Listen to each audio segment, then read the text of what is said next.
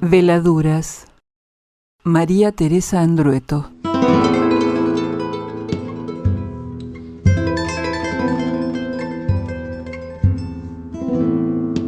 ¿Fui yo algo en alguna parte? Dímelo, porque no tengo quien lo diga. Ni madre, ni padre, ni memoria. Horacio Castillo.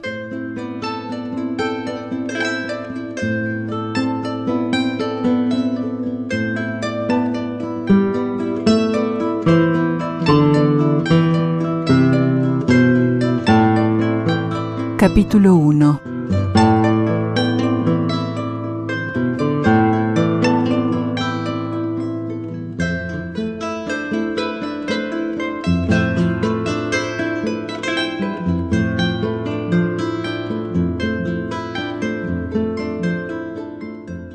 Cuando vi a Gregoria, se me vinieron encima los recuerdos y el tiempo en que vivía mi padre, y llegábamos aquí a pasar las fiestas con mi abuela. Las fiestas y también mi cumpleaños, que es en febrero, para la época de los carnavales. Llegábamos a San Salvador y ya antes de salir hacia Tumbaya, se me aparecía el silencio de los cerros. Hubiera podido andar con los ojos cerrados. Igual sabía que estábamos en la quebrada, porque el silencio se me metía dentro de los huesos y había como un olor a melaza y a tamales por todas partes. Mi abuela tocaba la quena y cantaba bagualas, pero eso era antes, cuando mi hermana y yo éramos chicas y veníamos acá y mi papá golpeaba la caja y tocaba el charango. Le había quedado eso de cuando era un niño, la música, que aquí es de la gente y es de todos. Eso es algo que se le quedó adentro, doctora, como le queda a la gente de acá, y después lo guardó para siempre, en el pecho lo guardó, y se fue para la ciudad buscando con qué ganarse el pan. Así fue que mi padre llegó a Córdoba y allá anduvo solo de un lado para el otro, sin casa y sin trabajo, haciendo un poco de todo, changas más que nada, hasta que se casó con mi mamá y consiguió ese trabajo de portero en la escuela que está pasando la costa del canal, cerca de donde era antes nuestra casa. Aunque se fue de aquí cuando era joven, un muchacho casi, a mi padre se le quedó en el alma todo esto, y quiso que nosotras guardáramos muy adentro la música de la quebrada, las bagualas que son como un lloro de estas piedras, y el amor a los colores de acá y a las cosas que tenía mi abuela, las cosas de adentro de uno, del corazón quiero decir. Es que, como digo, se le habían quedado en el alma estos cerros, y nos dio eso a nosotras para siempre. Porque no sé a mi hermana, pero lo que es a mí, me vino para no irse el amor a esta tierra. Veníamos con mi madre y con mi hermana, y se nos amarraba el mundo de mi padre, y todo esto se hacía más grande cada vez. Casi siempre llegábamos para el nacimiento del niño, o unos días antes, para la época en que se preparan los pesebres en las casas y se cubren las piedras con arpillera, y después se esparcen con arcilla y con ceniza, y los pastores buscan sus trajes. Pero también solíamos venir en febrero para carnavalear en las cacharpayas y para comer empanadillas y beber agua de chuño. Siempre era así, como le digo, todas las veces era así. Veíamos el nacimiento del niño en el cerro y el pesebre que mandaba hacer el cura de Susques, que es el poblado que está más cerca, y mirábamos a los pastores bajando el cerro, cabestreando las mulas bajo los candiles, y a la Pachamama, Baltasar y San José bien acomodados en las laderas. Después, cuando el niño ya había nacido, mi abuela nos llevaba hasta Susques a oír la misa. Eso nos gustaba, porque también en la iglesia había música, y nosotras teníamos el recuerdo de las bagualas y de los huaynos, y el sonido de las quenas y los charangos, y de todo lo que es de acá. Más amarrados tuvimos esos recuerdos que la memoria de mi madre y la de mis abuelos de Córdoba. Más que esa tuvimos esta memoria, y todo sucedió de esa manera porque mi padre así lo quiso, y a lo mejor porque lo quiso también así mi madre. Gregoria también era de acá, sí que lo era, de aquí bien cerca, de estos cerros, y cantaba con voz chillona, que es como cantan aquí las mujeres, y nadie más canta en ninguna parte. Esa voz como de grito que tenía mi abuela y que tienen las mujeres acá. Si me voy pa' los cerros,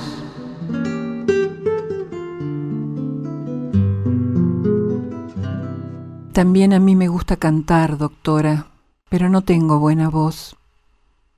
Me parece que es por eso, porque Gregoria cantaba, que las cosas pasaron de ese modo entre mi padre y ella, que es como decir entre mi padre y este mundo que no se parece a ninguno. Digo esto porque mi mamá no cantaba, ni hacía sus cacharritos, ni las comidas que le gustaban a mi padre y que también a mí me gustan.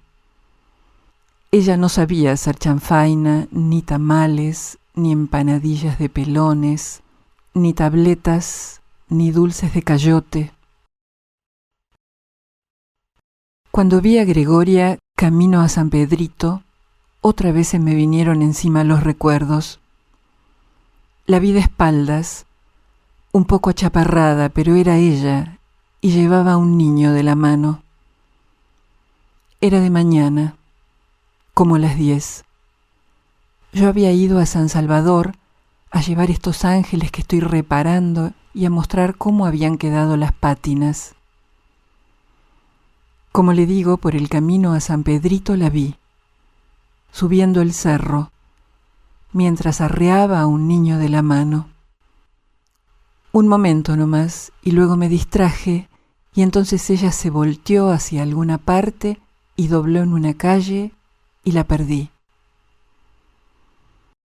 Cuando olvidé por fin mis extravíos, quise apurarme y alcanzarla, pero ya no estaba en ningún sitio. Pensé primero si de verdad la habría visto, o si soy yo que a veces me pierdo en estos pensamientos, pero después me pregunté, ¿cuántos años tendrá ese niño, Rosa? Lo pensé un rato y me contesté que 5, y entonces me dije, es ella. No le vi la cara porque estaba de espaldas, pero sí las piernas y el cuello. Y me fijé también en el pelo como me fijaba antes, como la miramos aquella tarde mi hermana y yo desde la ventana de nuestra casa en Córdoba, viendo cómo se llevaba sus cosas. En ese tiempo ella tenía el pelo pesado, brillante, y le caía sobre la espalda hasta la pollera. Se lo corría de la cara con un amago. Era como un vicio que tenía de tirarse el pelo hacia atrás, porque sabía que a mi padre y a nosotras nos gustaba. Luego venían las piernas flacas y un poco cortas y el cuerpo de colla, como tiene mi hermana y como acá tienen todas las mujeres. Ahora el pelo ya no le cae hasta la pollera, y me parece que tampoco tiene el brillo que tenía en aquel tiempo. Lo lleva atado en la nuca y también lleva sombrero de ala ancha. Yo, de atrás que estaba, le miré el cuello y la espalda y vi la mano que tomaba al niño y la manta de llama que llevaba, y entonces supe que era ella, no más la que era como era antes. No sé qué diría ahora mi padre si la viera, porque me parece que ha cambiado mucho. El andar que antes tenía se ha vuelto seguro, firme, y hasta me parece que no le ha quedado nada del miedo de aquel tiempo, y muy poco, por no decir nada, de la vergüenza que le daba mirar a la gente a los ojos. Todo eso me parece que se le ha ido, que no le ha quedado ni siquiera un ramalazo, y que ahora todo lo que tiene, el andar, el pelo recogido y el sombrero negro de ala, es del modo y la manera que tienen las mujeres de acá. Pienso en los ángeles de la capilla y en las labores que voy haciendo, y en las veladuras y en las pátinas también pienso. Es lo que me viene al pensamiento, ahora que todo lo que tengo es lo que fue de mi padre y de mi abuela, desde que mi abuela Rosa arregló este rancho que era de su madre para protegerse de las ventoleras, y aquí trajo sus llamas y sus guanaquitos, y se instaló, antes que pasara un hombre que iba hacia el norte, se instaló, antes que la preñara el hombre, y desde aquel tiempo esto fue de ella y de mi padre, y ahora es también mío. En este último tiempo he aprendido a hacer las veladuras y a adorar. Es lo que encontré cuando vine a vivir al norte, después que amainó la pelea con mi madre y empezaron a acabar las discusiones.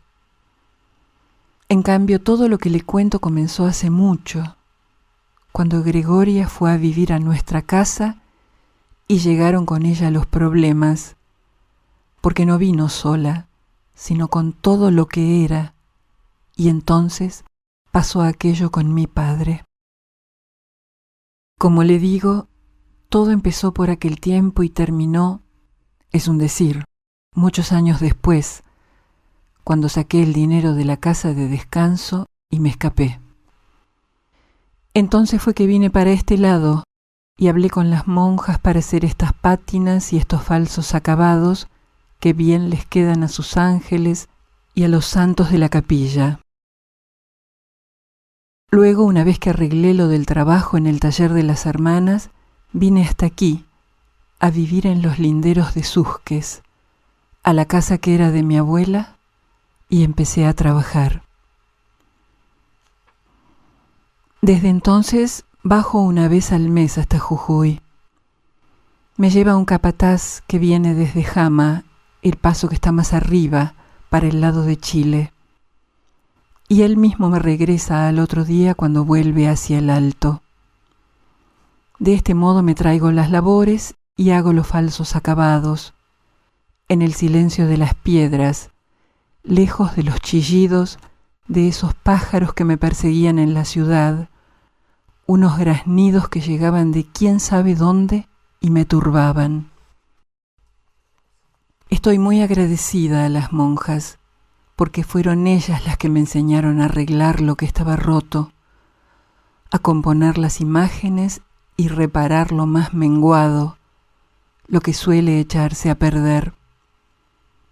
Ahora que he aprendido me dan ya por fortuna las imágenes, y entonces yo las traigo aquí donde trabajo, entre estos cerros, en estos linderos que están cerca de Susques, apenas más abajo del paso de Jama, como ha visto, en medio mismo del silencio, lejos de los gritos de esos pájaros que nunca supe si venían de afuera o venían de adentro.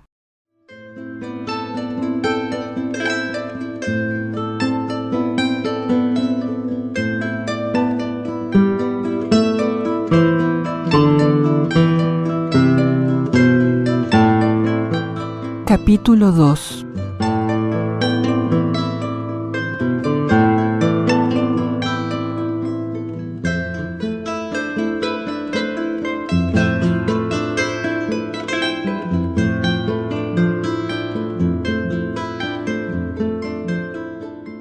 Cuando estaba allá en Córdoba, en la casa de descanso, cerca de donde era antes nuestra casa, donde viven mi hermana y mi madre y donde también vivía yo, una monja que se llama Estela, a la que quiero mucho, me dijo que se mudaba para el norte y me indicó dónde buscarla si yo estaba sola y llegaba a venir para estos lados.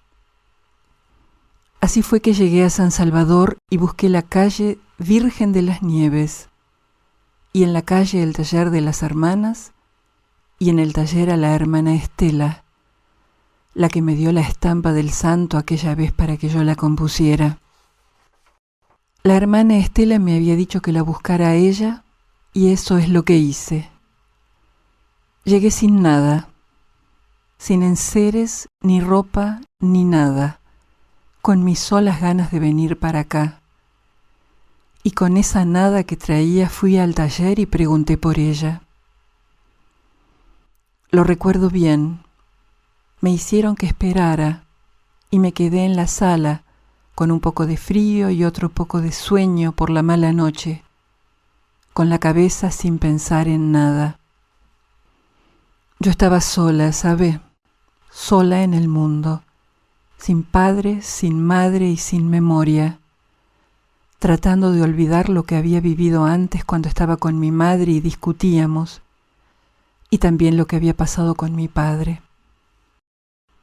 Totalmente azorada estaba, confundida todavía por lo sucedido, cuando levanté la cabeza y vi por la puerta entreabierta la sala del convento, y en la sala una mesa larga con las patas torneadas y encima de la mesa unos botes con ungüentos. Le aseguro que eso es algo que no se puede olvidar. No se puede, doctora. Esos colores en los potes, esos que vi con estos ojos dando brincos. Así es como sucedieron las cosas que le digo. Me levanté de donde estaba sentada y me acerqué a la puerta. Pasé al taller y me arrimé a la mesa. Eran como coyullos el pan de oro, los ferrites y la purpurina, el tierra sombra, el azul talo, el blanco de titanio y el mordiente con ese olor que se le mete a uno adentro. Había también un color plata, un azul cobalto y el granate. Eso es lo que supe después, cuando aprendí a distinguir las sustancias, los colores y las marcas. Y vi también que había óleos, témperas y acrílicos, que no son naturales, pero igual relumbran. Antes de eso yo solo había visto lo que se usa en la escuela, colores de lápices o témperas, y los que tenía aquí mi abuela Rosa para sus cacharros, el negro y el terracota. Pero nunca jamás había visto el pan de oro, que es lo que se necesita en la capilla para cubrir las estampas de la Virgen y para las composiciones de los santos y las santas. Ni tampoco conocía el azul talo, ni el azul cobalto, ni otros azules que existen, ni el granate. Me gusta hacer las veladuras y también los falsos acabados. Falsos acabados, así es como los llaman, porque se pinta para que parezca piedra, mármol o madera con sus vetas, sus manchas y cogollos. Aunque no sean verdaderos, a mí igual me gustan. Hacen que después de mucho cubrir y sobar, todo quede al fin bastante bien. No sé qué piensa usted, doctora, pero a mí se me hace que es también así la vida. Yo se lo dije una vez al doctor Freites, cuando estaba allá en la casa de descanso. Primero uno cubre todo, y después va sobando de a poco lo que tiene soterrado, que es siempre lo que duele y hay que soliviar. Es de ese modo como se cubre lo que estaba expuesto. Por eso pienso algunas veces que si pudiera hacerme yo misma a mí unas pátinas como estas que les hacemos a los ángeles, si pudiera pasarle pan de oro a lo que ha perdido el brillo, si al alma de uno le fuera bien hacerle veladuras, seguro que lo que duele se pondría opaco y no se sufriría más. Me gustan estos menesteres, porque se cubre lo que está debajo, pero igual se ve. Es lo que pasa con lo que está velado. Se ve mejor que cuando queda expuesto. Una vez que recompongo y acomodo lo que se ha deshecho, paso el pan de oro y luego cubro con betún. Se llama betún de Judea y es lo que me dan acá, en San Salvador, para que tape las imágenes y lo que es nuevo se vuelva viejo y se cubra lo que estaba roto. Cuando se seca lo que he pintado, lo sobo bien para que quede apenas un poco, para que no se cubra por completo, porque es así como se ve mejor. Todo esto que he aprendido a hacer, estas veladuras, son nomás para que lo nuevo se vuelva viejo, como los ángeles de la capilla. No sé qué piensa usted, pero a mí me parece que es al revés de lo que pasa en la vida, donde el dolor que a uno le ha sucedido antes y antes de antes, parece que naciera siempre por primera vez. Hubo un tiempo en que éramos felices y yo estaba bien. Tenía mis alegrías y me sentía sana. Pero después pasaron esas cosas que pasaron y murió mi padre, y Gregoria se fue sin decir una palabra y empezaron las discusiones con mi madre. No fue cuando murió mi papá que me enfermé, sino más tarde, cuando pasó el tiempo y vinieron las heladas, y yo empecé a darme cuenta de que él se había ido para siempre de nosotras y de nuestra vida, y de que tampoco estaba Gregoria, ni había alegría en nuestra casa como la había habido antes. Fue en aquel tiempo que empezó eso que me subía a la cabeza, esos malos pensamientos que me traían unas ganas muy grandes de morirme también yo, ganas de no estar ya en ninguna parte, porque no tenía dónde ir o no quería, ni me gustaba vivir en nuestra casa, ni con mi hermana y con mi madre. La primera vez que me enfermé estaba en la escuela. Vinieron unos pájaros a entrarse en mi cabeza y a barruntar mi pena, y a mí me daban miedo. La directora dijo que no había ningún pájaro en ninguna parte, pero como yo decía que sí y que sí, ella llamó a los de emergencia y me pusieron unas inyecciones y entonces me dormí por muchos días. Después de eso me agarró una rabia muy grande con mi madre, porque se quiera o no se quiera, fue ella la que lo dejó a mi padre, ella la que lo obligó a irse con Gregoria.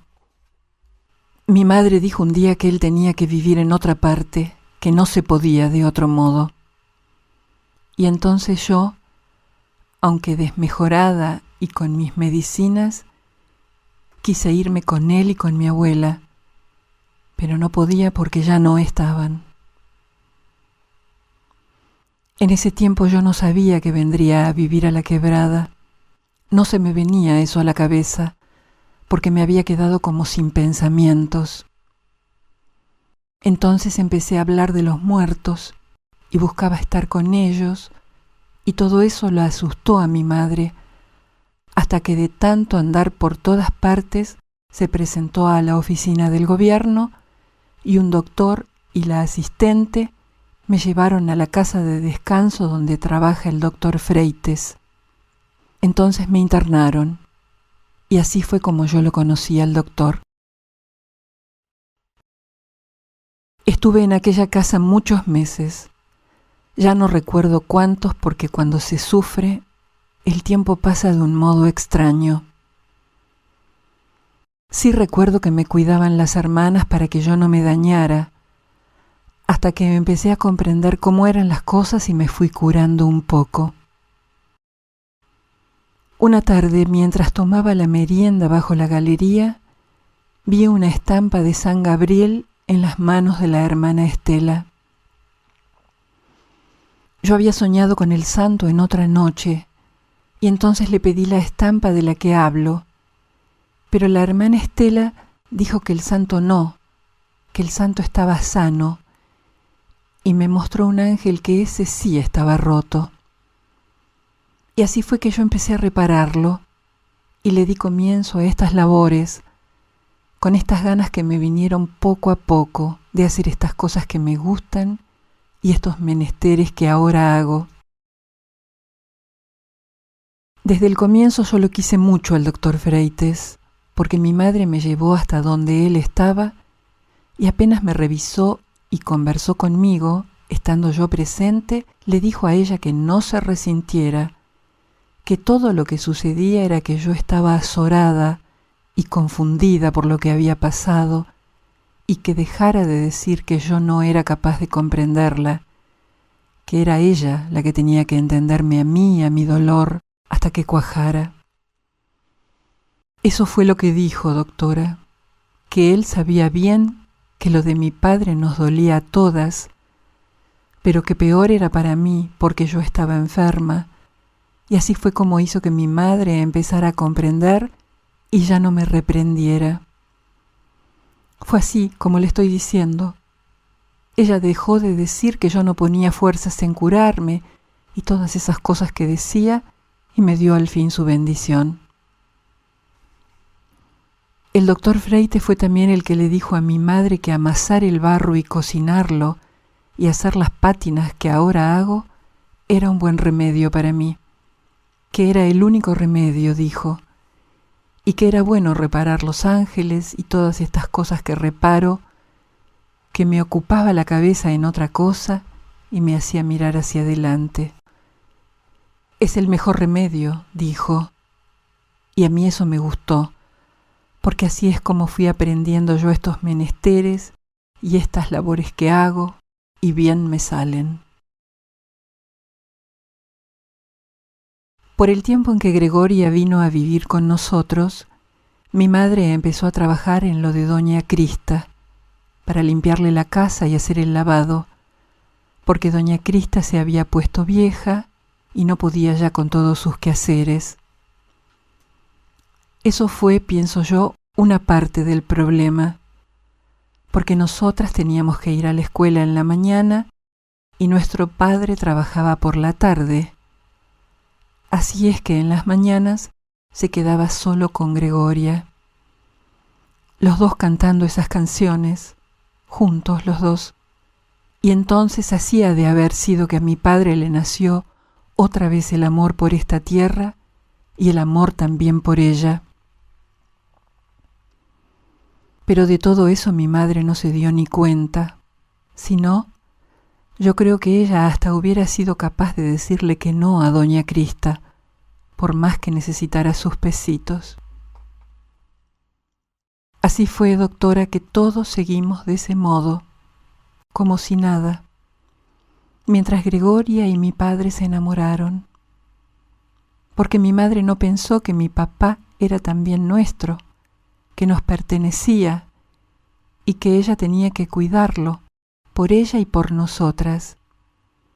Así son las cosas, pienso yo, a medida que me aquerencio aquí en el norte. Por ejemplo, esto que hago para los santos y las santas no es un asunto solo mío, es también de los promesantes que van a verlos en la capilla y les rezan pidiendo ayuda, porque nada es de uno para siempre, como ha creído a lo mejor mi madre, sino que cada cosa requiere su cuidado. Eso es por lo menos lo que siento yo, y por eso le hago mis ruegos a la Virgen de la Candelaria, porque uno es de muchos y de nadie a un solo tiempo y a una misma vez. Y entonces, como pienso algunas veces, yo soy de mi padre y de mi abuela Rosa, pero también soy un poco de mi madre, aunque a veces eso no me guste.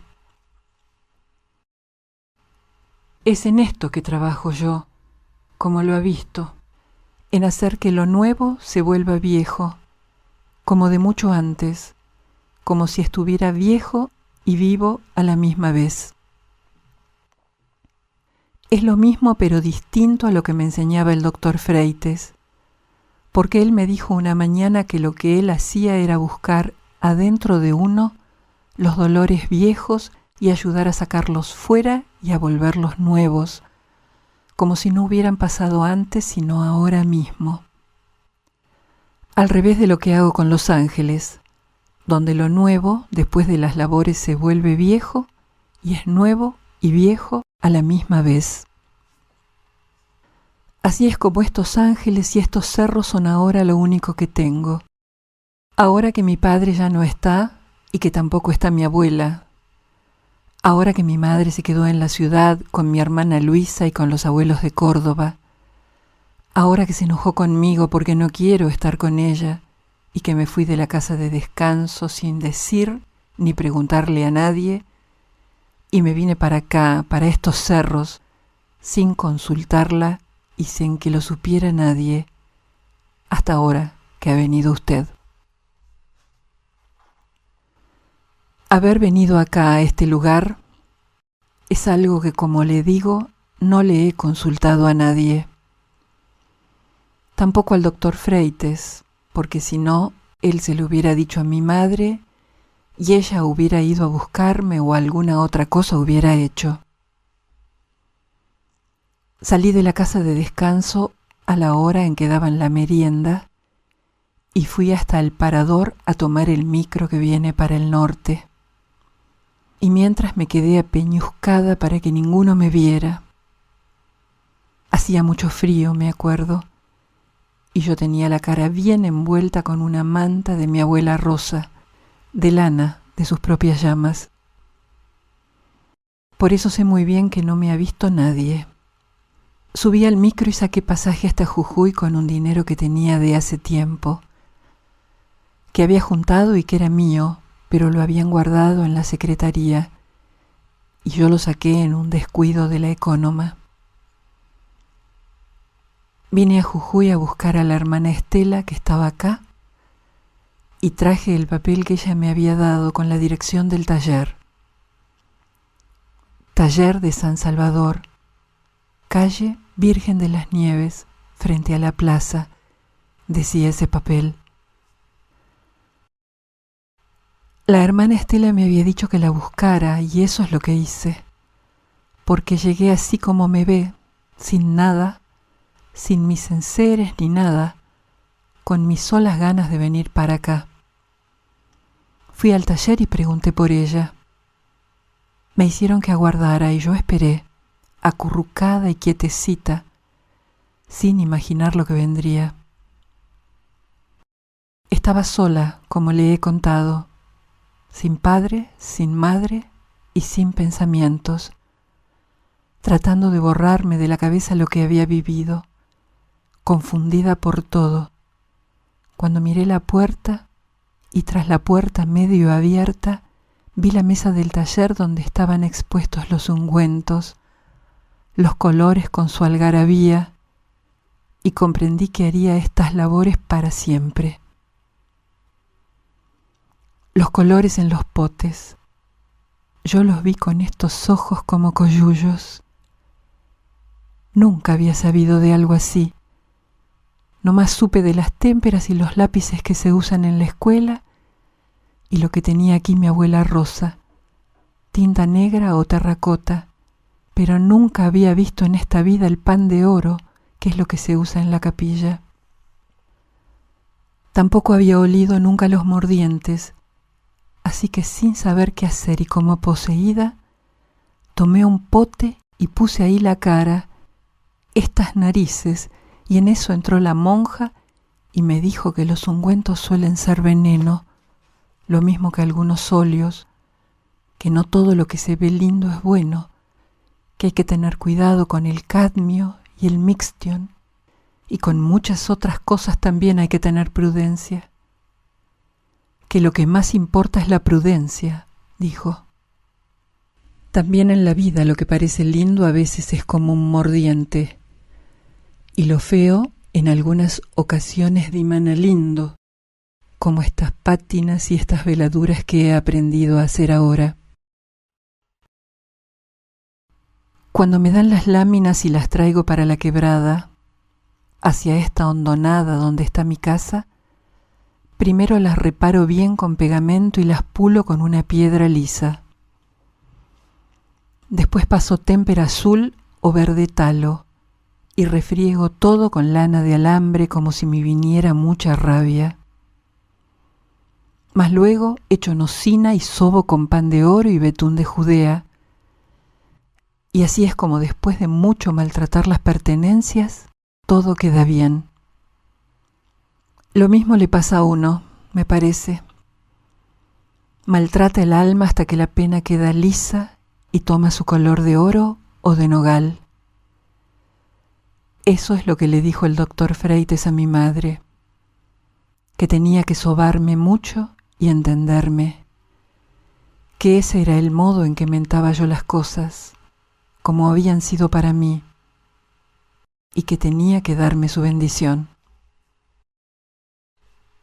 Es por todo esto que voy diciendo, doctora, y por las discusiones con mi madre, que yo he venido al norte y que empecé a hacer estos trabajos. Yo sé que a esto que hago, a estas labores, mi madre no las entiende. A ella le parece que yo tendría que estar sana, que ya pasó lo que pasó y que hay que ponerle el pecho a lo hecho. Es lo que dice. Y así también dicen mis abuelos de Córdoba. Yo sé también que ella lo quiso a mi padre. A eso no lo discuto. Sé que es así, aunque a veces no parezca. Pero la vida de ella es de otro modo y no es del mío. Del de mi hermana sí es. Se quiera o no se quiera, el de mi hermana sí es el modo de mi madre. Me pusieron el nombre de mi abuela. Así me llamo. Y eso es lo primero que me viene al pensamiento. El mismo nombre y el apellido, que es también el apellido de mi padre, porque mi padre no ha tenido padre. Tengo su nombre y me gustan las cosas que a ella le gustaban, y tengo estas facilidades de hacer mis cacharritos como ella hacía, y de coserlos con leña de llama y de guanaco. Y también tengo de ella el amor por estos cerros, por los ferrites y la arena roja y amarilla. No sé qué cree usted, ni por qué será que pasó esto de parecerme tanto a mi abuela Rosa, si es porque me pusieron su nombre o es nomás porque así tuvo que ser. Me llamo Rosa, como le digo, y mi hermana se llama Luisa. También mi abuela se llamó Rosa, Rosa Mamaní, y crió solita a mi padre, lo que se dice sola. Lo tuvo, dicen, de un hombre que pasaba, que la preñó y siguió de viaje. De paso iba, y así siguió, y ni siquiera un nombre, ni el apellido siquiera le dejó a mi padre. Era un hombre blanco, dicen, por eso mi padre es mezcla, pero mi abuela no. Ella era colla pura, verdadera. Todo esto que le cuento pasó antes que mi padre se fuera a la ciudad, antes que empezara como portero en la escuela que está en el Bajo, más allá del canal de riego, y trabajara ahí. Antes de todo, digo, cuando vivía mi abuela y era joven, y pasó por acá un hombre que iba al norte, más hacia el norte de la quebrada, dicen que iba, para Bolivia, para el lado de Santa Cruz, dijo mi abuela, y entonces la preñó, y así nació mi padre.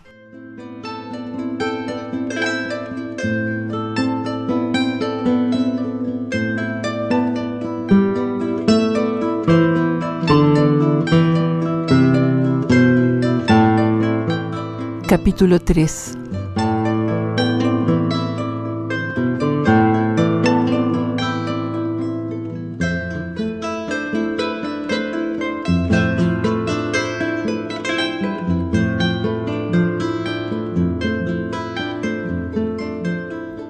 Vi a Gregoria y me vino esta remembranza de mi padre y de mi abuela.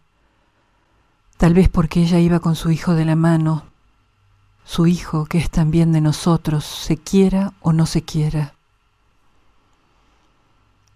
Cuando yo era una niña y antes todavía, cuando era una guagua, mi abuela hacía barro y lo amasaba para armar sus cacharritos y me enseñó.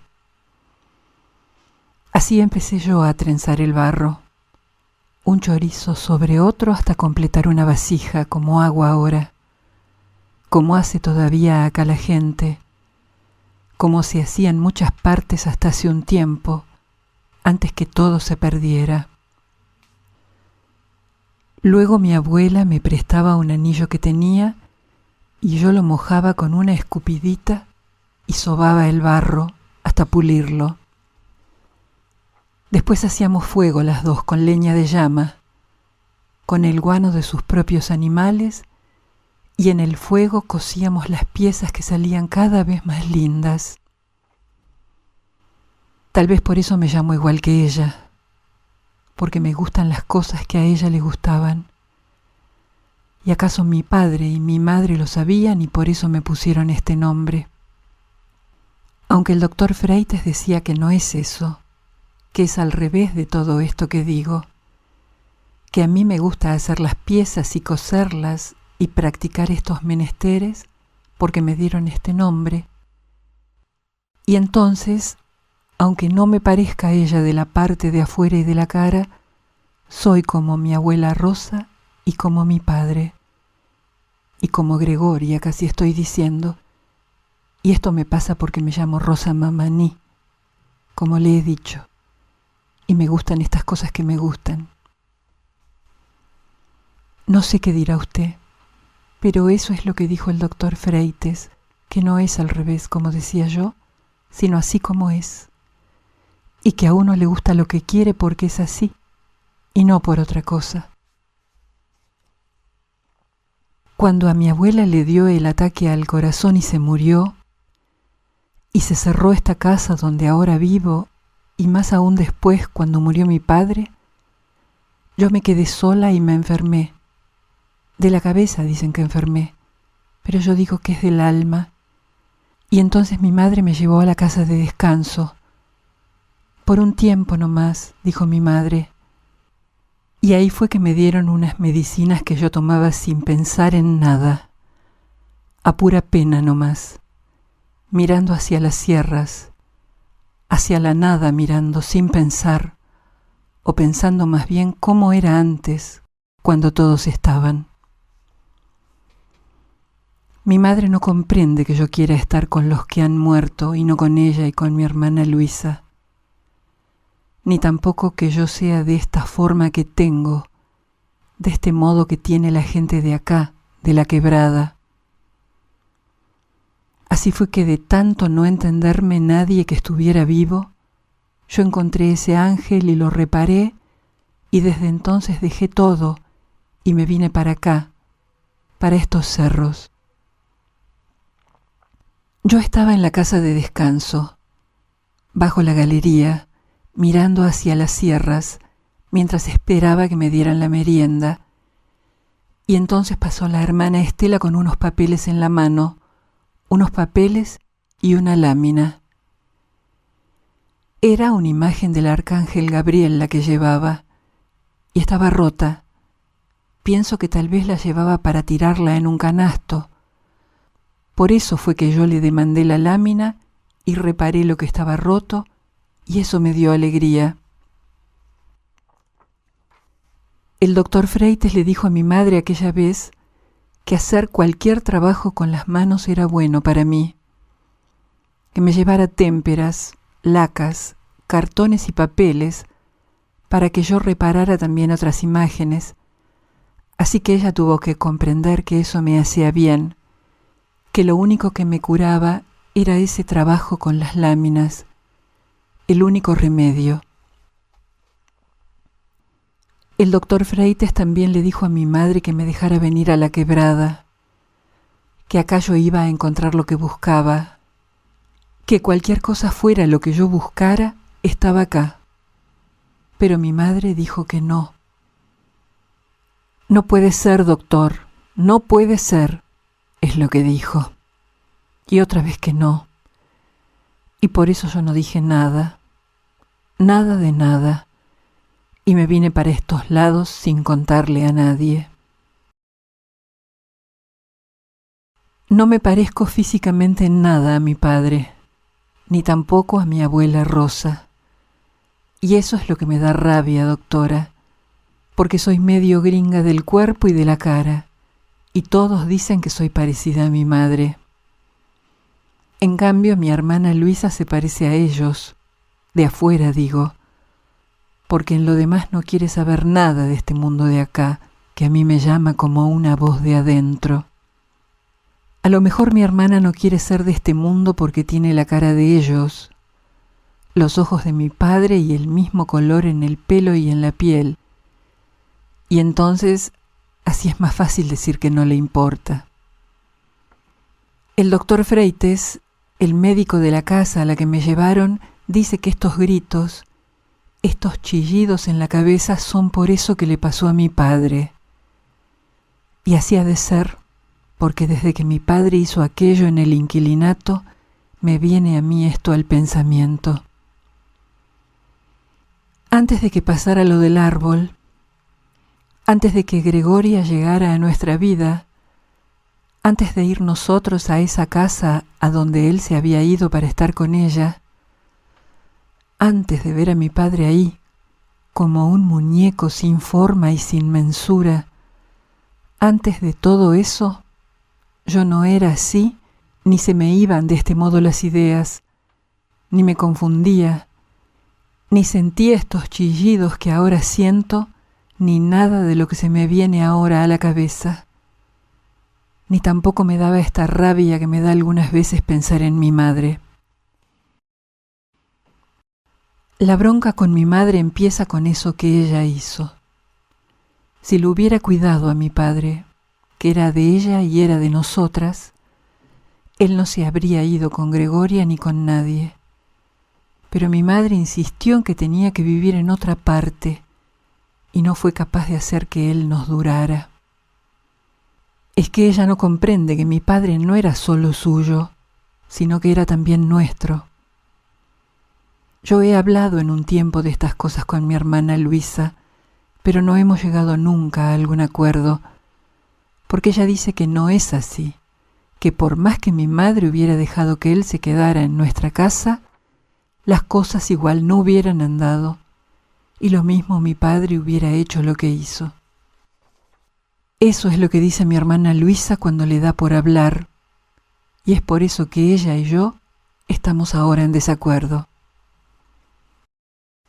Yo pienso en cambio que, se quiera o no se quiera, la culpa es de mi madre, que dijo aquella tarde que mi papá tenía que irse con Gregoria si la quería ella, que no podía estar con las dos en nuestra casa, que eso no era bueno para nadie.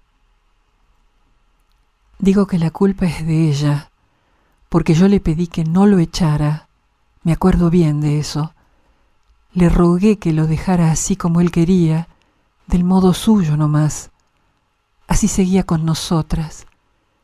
Pero mi madre dijo que no, que un hombre no puede tener a dos mujeres en la misma casa, que a veces se puede, sí, que algunos lo hacen, pero en casas distintas, porque si están todos juntos después vienen los problemas. Lo que pasó es que ella le dijo a mi padre que se fuera, y él manifestó que no quería, porque las necesitaba a las dos, y también porque en la casa estábamos nosotras. Y al fin, como le digo, por culpa de mi madre, obligado por ella, él tuvo que decir que se iba nomás. Se hará como usted diga, Flora, es lo que dijo mi padre aquella tarde, y buscó una pieza en el inquilinato de Villa Adela, uno que está sobre la calle Ascuénaga, y para allá fue con Gregoria. Recuerdo que nos llamó esa siesta y nos sentamos bajo el emparrado. Recuerdo también que estuvo llorando con nosotras y que nosotras también lloramos. En un momento de esa tarde yo le pedí otra vez que se quedara, pero él dijo, no se puede contra lo que no se puede. Y dijo también que Gregoria esperaba un niño y que con eso ya estaba todo dicho. Ahora que ha pasado el tiempo, que han pasado los años, pero no la pena, a mí me parece que fue eso lo que ahogó a mi padre.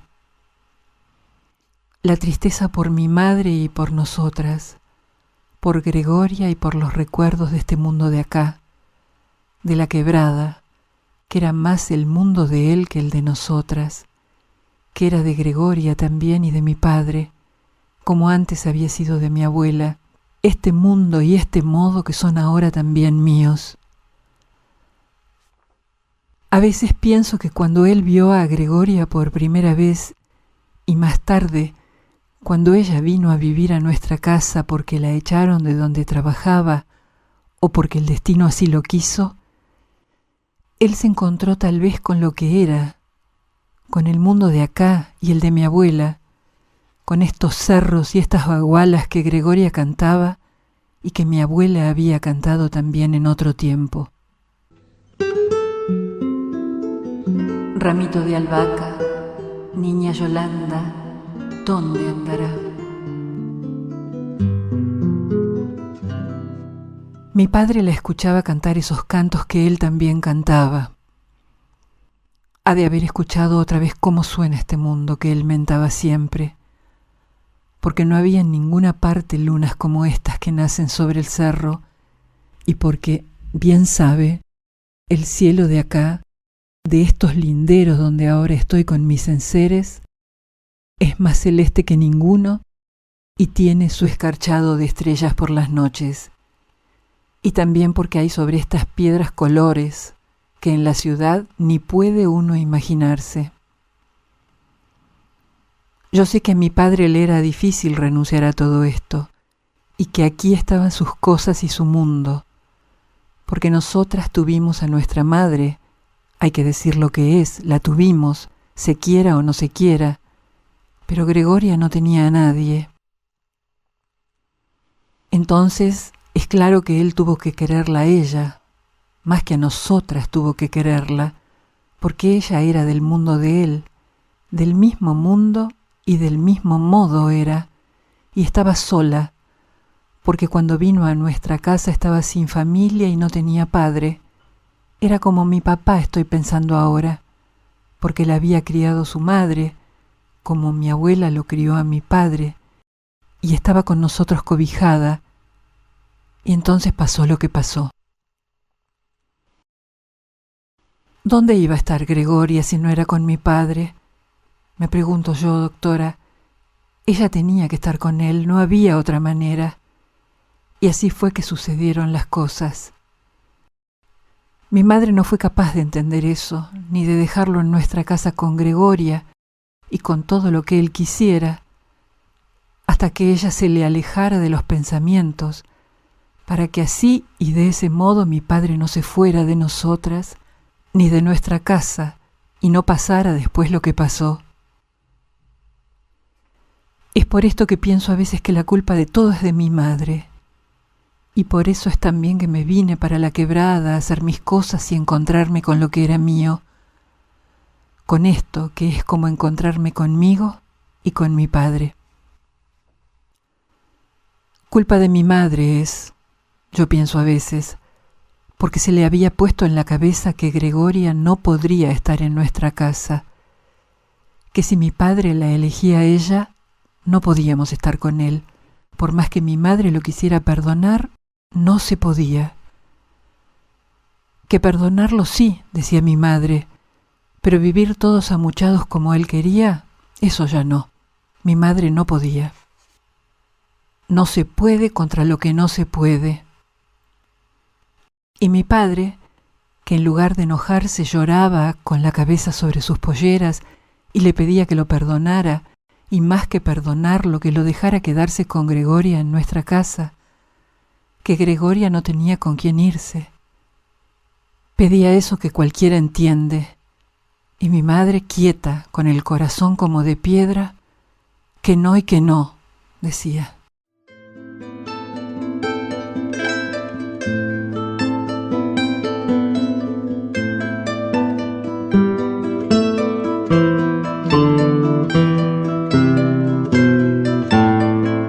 Capítulo 4.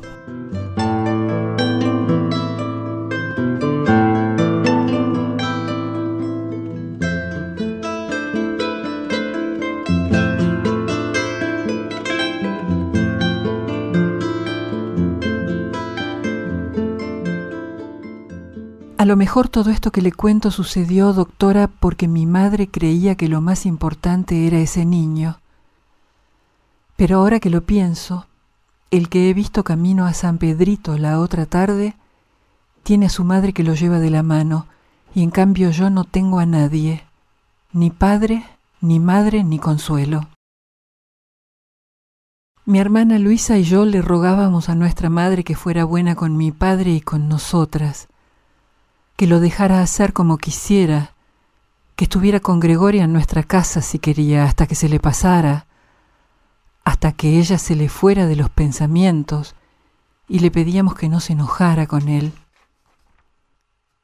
Porque a mí me parece que el problema es que mi padre no podía botar a nadie de su corazón, ni tampoco podía irse a cualquier parte con sus poquitas cosas y sus remembranzas, ni podía dejarla a mi madre ni a nosotras.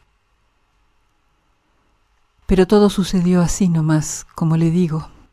Dale llorar y llorar mi padre con la cabeza en las polleras de mi madre, sin decidirse ni por una ni por otra, hasta que se supo que Gregoria esperaba al niño, y entonces mi mamá le dijo que tenía que irse nomás con ella, y que todo estaba como debía ser, y que acabara el lío de una vez. Y también se lo dijo a Gregoria, que tenían que irse los dos si se querían, que ya estaba bien, que era por el niño que debían irse, que nosotras ya estábamos crecidas, que todo estaba bien así y que nadie se iba a enojar con nadie, que se haría como ellos quisieran, pero en otra parte.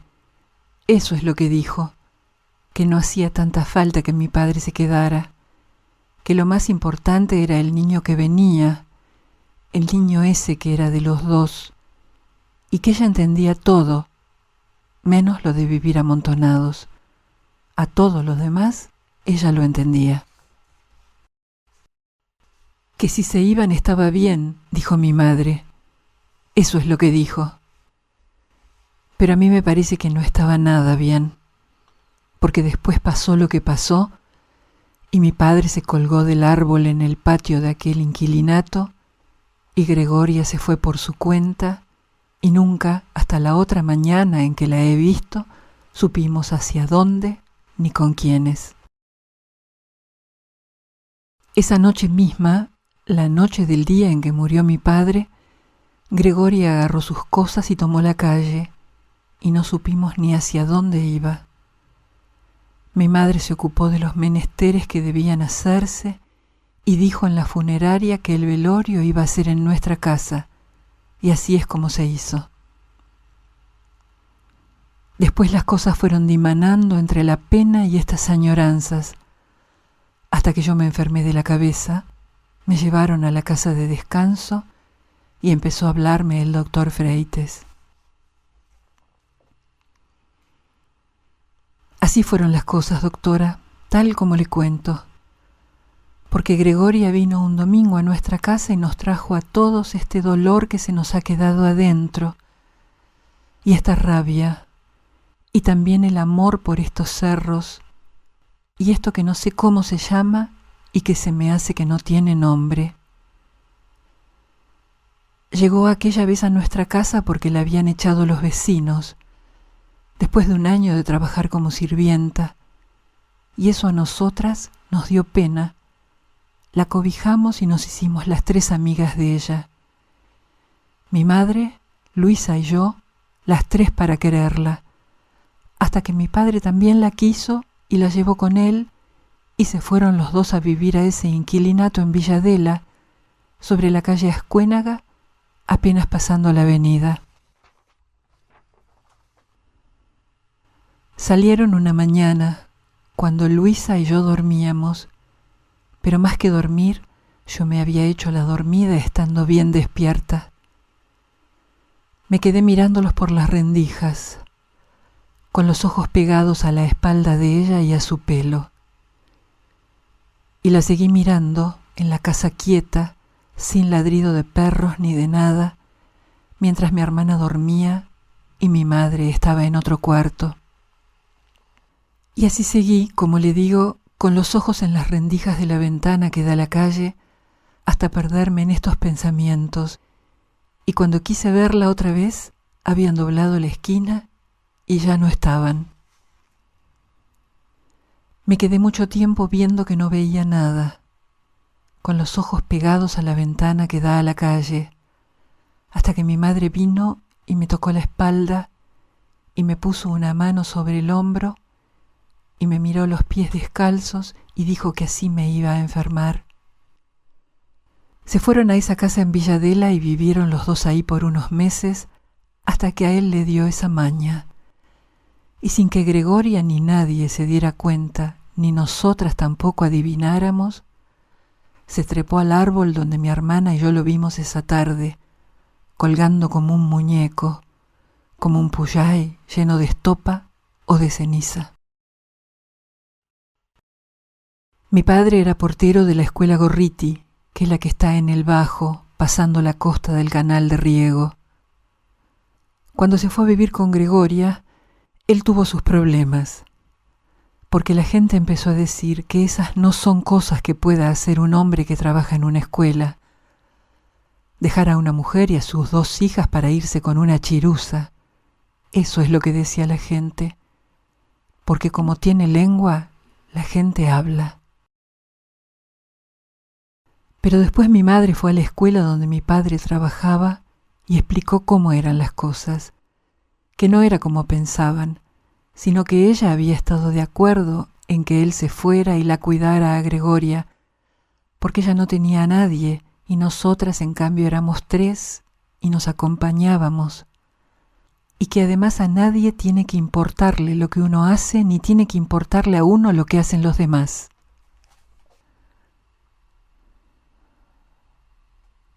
Gregoria volvió a nuestra casa la tarde aquella de nuestra desgracia y dijo eso que dijo.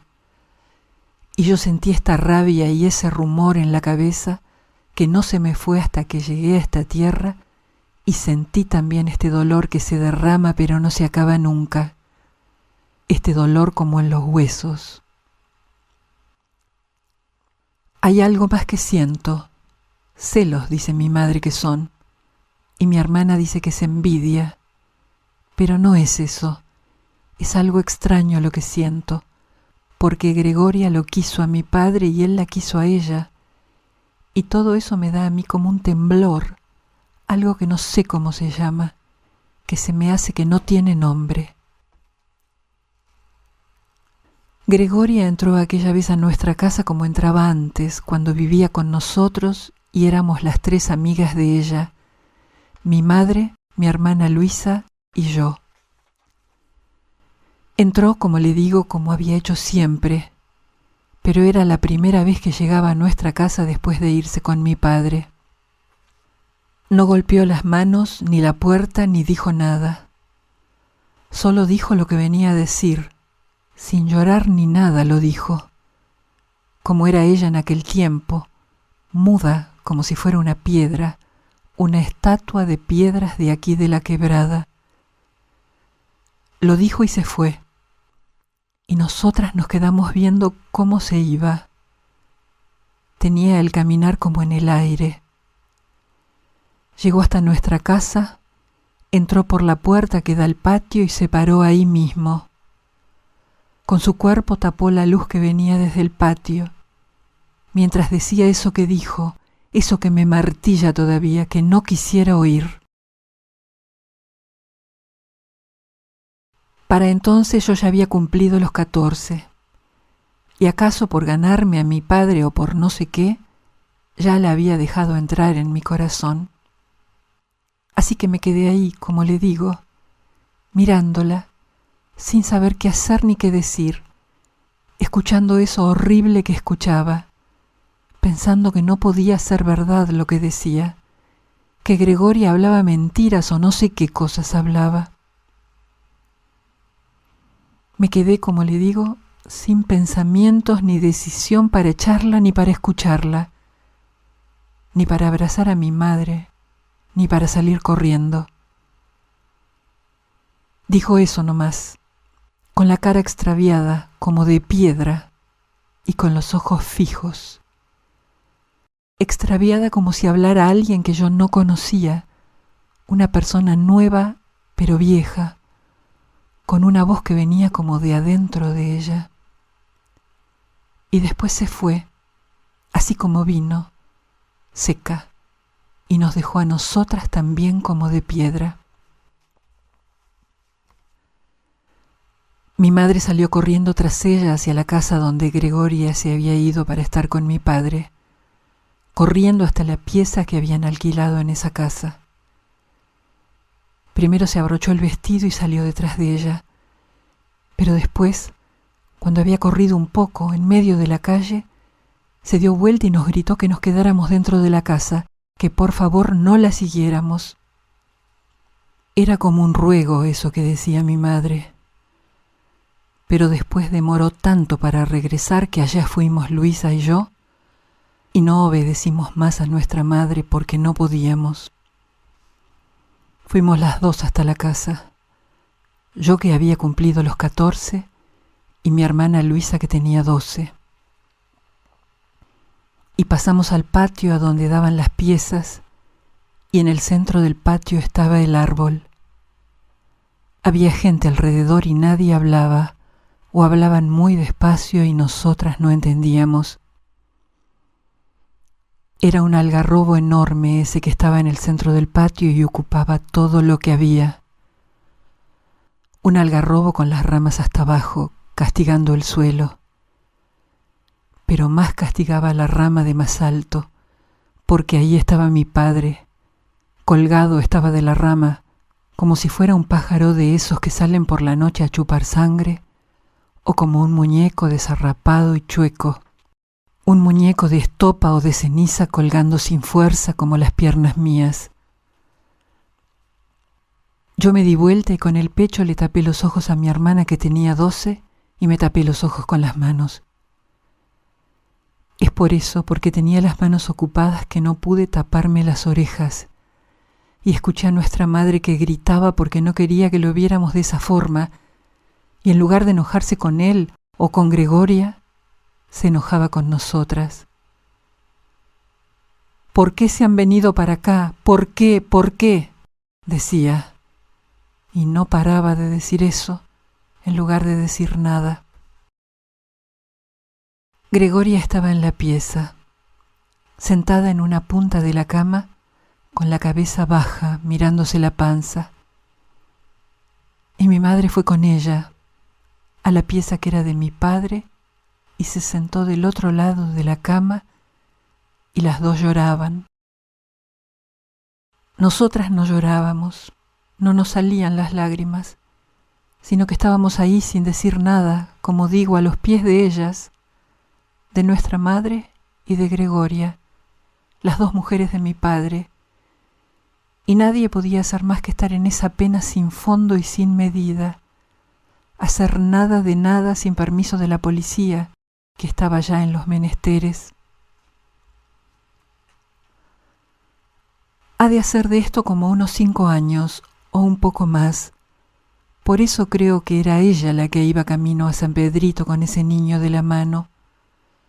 Yo no le vi la cara al niño, ni le vi nada, pero sé que era él, que era ese que vivía ya en su panza cuando mi padre se colgó del árbol.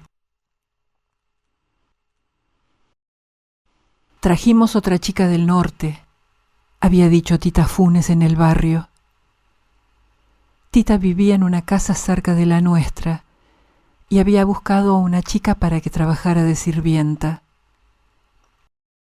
Antes habían tenido a otra que era de Santiago del Estero, pero tuvo un ataque de epilepsia y se la llevaron de regreso a su provincia.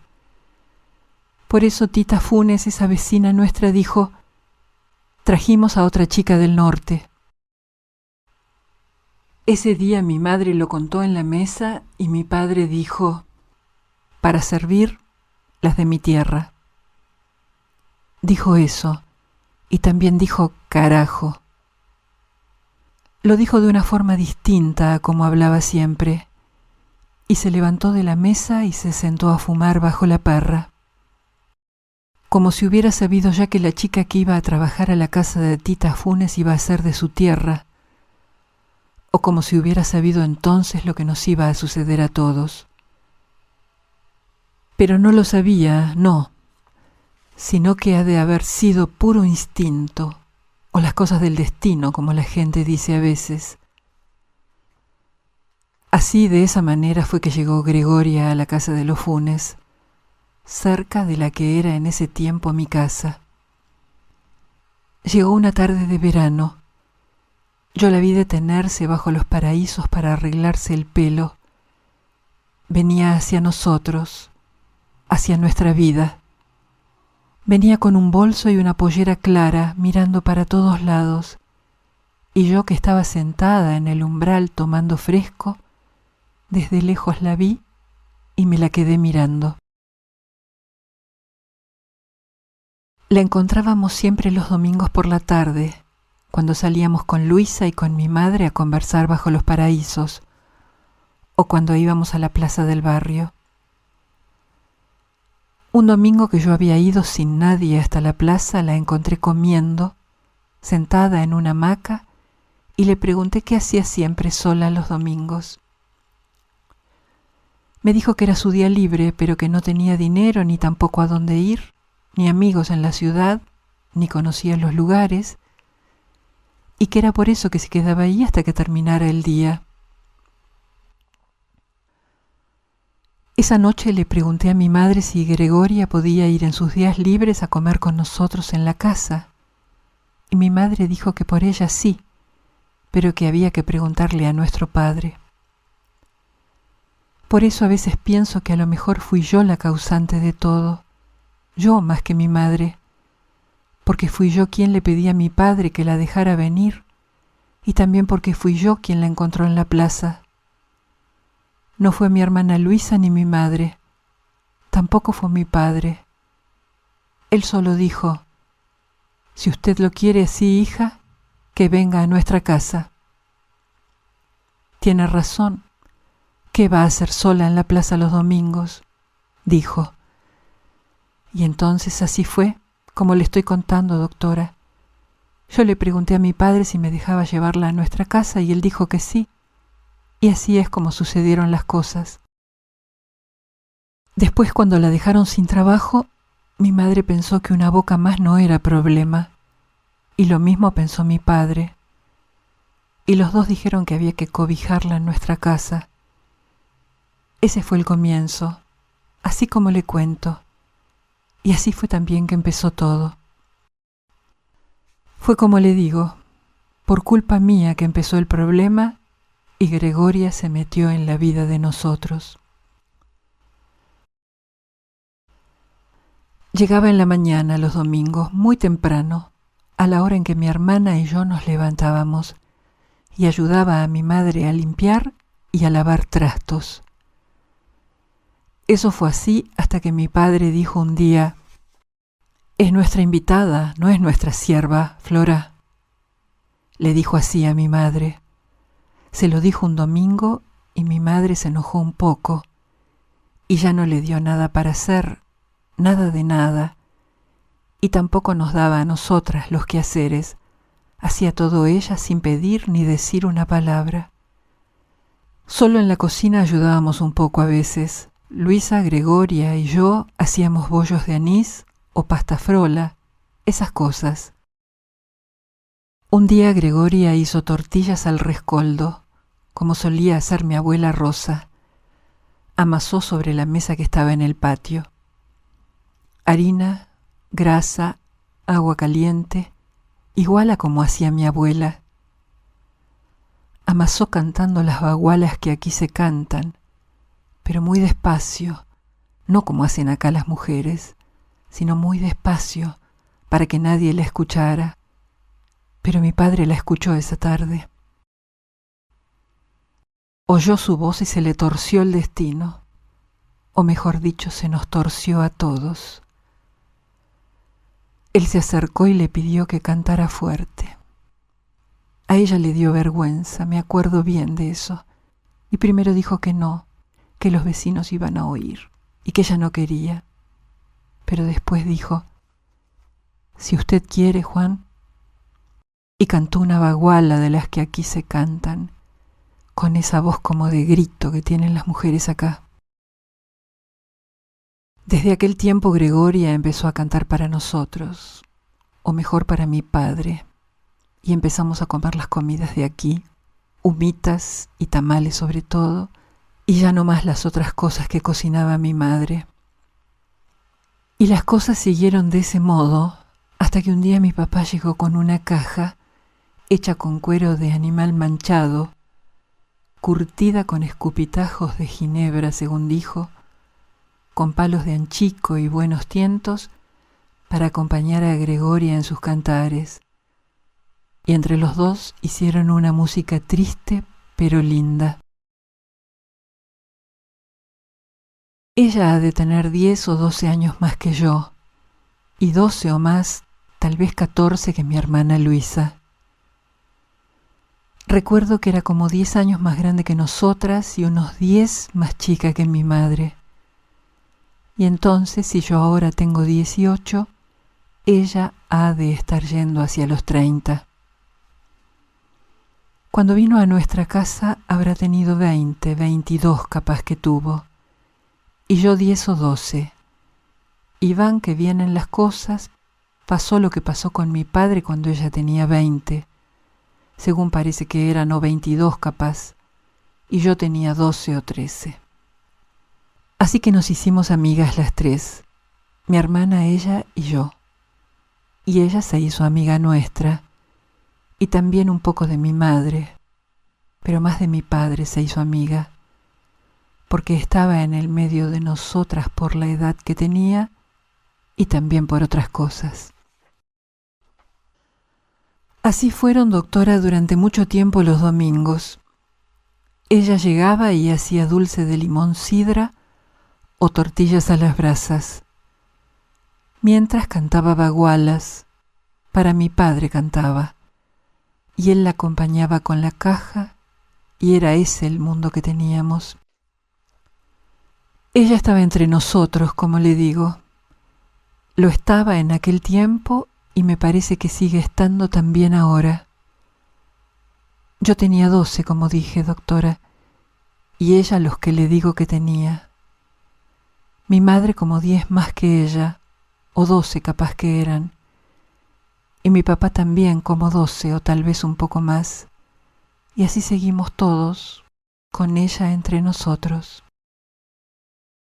Después, como sin darnos cuenta, sucedieron otras cosas, porque los vecinos la dejaron sin trabajo y ella no tuvo a dónde ir, y yo pedí permiso para llevarla a nuestra casa, y mi padre y mi madre dijeron que yo tenía razón, que no podíamos dejarla así en la calle. Hasta ahora, hasta esto que le he contado a usted, nunca me había puesto a recordarlo. Ni siquiera al doctor Freites le había contado toda la pena junta, enterita, como se la estoy contando a usted. Ahora que lo pienso, es como si repasando y repasando me volvieran otra vez el pensamiento y la memoria. Y entonces, de este modo, creo que regresa todo lo que ha habido antes. Regresan también mi padre y mi abuela Rosa, y todo esto que le estoy contando, y vuelven el modo y la manera en que Gregoria vino a nuestras vidas y empezaron a suceder las cosas que he contado, porque era así nuestro destino o porque tenía no más que ser. Regresan, digo yo, las penas que tenemos para que uno las repare, les ponga pegamento con lo que sea y como fuera, con veladuras, con betunes o con falsos acabados.